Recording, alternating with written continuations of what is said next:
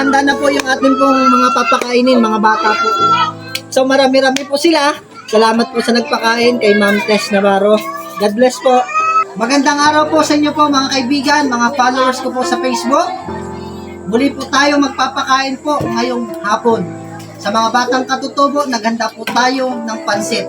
Siyempre, nagpapasalamat po kami sa sponsor po ng pansit pong ito.